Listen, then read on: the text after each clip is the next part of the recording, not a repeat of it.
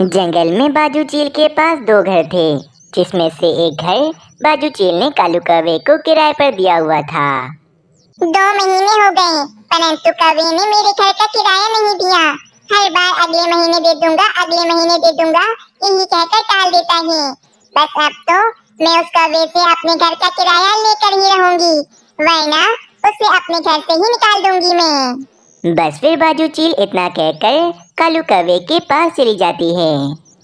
बस बहुत हो गया है कौवे, मैंने तुम्हें अपना घर किराए पर देकर बहुत बड़ी गलती कर दी है।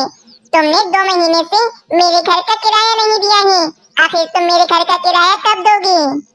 अरे अरे बाजू चील, इस बार जरूर मैं तुम्हारे सारे किराए दे दूंगा, बस मुझे थोड़ी सी मोहलत दे दो। ठीक है कौवे, मैं तुम्हें 2 दिन का समय देती हूँ। 2 दिन के बाद तुम मुझे मेरे घर का किराया दे दोगे। अगर तुमने मेरे घर का किराया जब भी मुझे ना दिया तो मुझसे बुरा कोई नहीं होगा। बाजू चील, आप बिल्कुल भी चिंता मत करें, आपको आपके घर का किराया जल्द ही मिल जाएगा।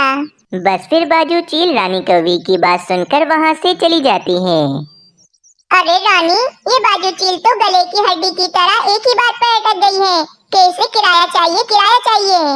हाँ कालू जी, बाजू चील तो इतनी अमीर है कि अगर वे हमें ये घर मुफ्त में भी दे दे तो उसका कुछ नहीं जाएगा। रानी, ये बाजू चील तो हमें हर महीने इसी तरह ही परेशान करती रहेगी। हमें तो इस बाजू चील का कुछ न कुछ सोचना ही होगा, क्योंकि मुझे ये घर बहुत पसंद है और मैं ये घर छोड़कर कभी नहीं जाना चाहता हूँ। इसी जंगल में मीनू चिड़िया भी रहती थी। मीनू चिड़िया बहुत रहमदिल थी, बस वे हर पक्षी की मदद ही करती रहती थी।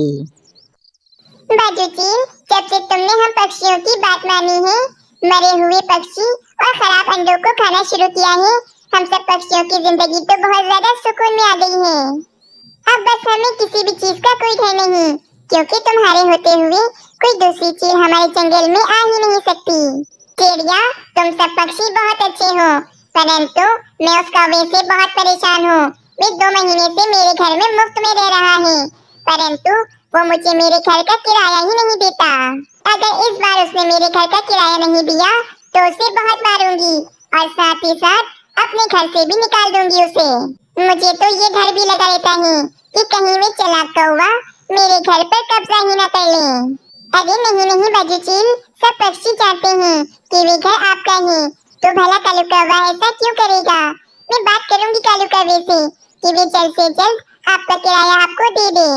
फिर ये कहकर मीनू चिड़िया कालू कौवे के पास चली जाती है। कालू कौवे, रानी कौवी, आखिर तुम दोनों कब सुधरोगी? बेचारी बाजू चील कितनी अच्छी है, हम पक्षियों को कभी नुकसान नहीं पहुंचाती, फिर भी तुमने उसके घर का अभी तक किराया क्यों नहीं दिया? अरे मीनू चिड़िया, वो कालू जी आप रहने दें, मैं देखती हूँ इस मीनू चिड़िया को। मीनू चिड़िया, तुम्हें हमारे और बाजू चील के मामलात में बोलने की कोई जरूरत नहीं। तुम क्या समझती हो कि क्या हम तुम्हारे गुस्से से डर जाएंगे और ये घर खाली कर देंगे? कभी नहीं। रानी कौवी, तुम्हें तो इस कालू कौवे को समझाना चाहिए, परंतु तुम तो खुद ही इस घर पर कब्जा करना चाहती हो, लेकिन ऐसा नहीं हो सकता। तुम दोनों को बाजू चील के घर का किराया तो देना ही पड़ेगा। फिर मीनू चिड़िया ये कहकर वहाँ से चली जाती है। रानी, ये मीनू चिड़िया बहुत चालाक है, हमसे किराया लेकर ही रहेगी, लेकिन मेरे पास एक बहुत अच्छा उपाय है जिससे हम बाजू चील के घर पर आसानी से कब्जा कर सकते हैं। अगर हम बाजू चील के पास पत्थर के बने हुए अंडे लेकर जाएं और उसको खाने को दें, जब वे बाजू चील वे पत्थर के अंडे जैसे ही तोड़ेगी तो उसकी चोंच ही टूट जाएगी और फिर वे कभी भी भोजन नहीं खा सकेगी, जिस कारण कुछ ही दिनों में बाजू चील की मृत्यु हो जाएगी। और फिर जब बाजू चील मर जाएगी तो बाजू चील का ये घर हमारा हो जाएगा और हम आराम से इस घर में रह सकेंगे। अरे वाह वाह वाह कालू जी, बहुत ही बढ़िया उपाय है आपका। बाजू चील के मरते ही ये घर अब हमारा हो जाएगा। ठीक है रानी, फिर मैं कबूतर के पास से 2 पत्थर के नकली अंडे लेकर आता हूँ। ये कहकर कालू कौवा कबूतर के पास चला जाता है।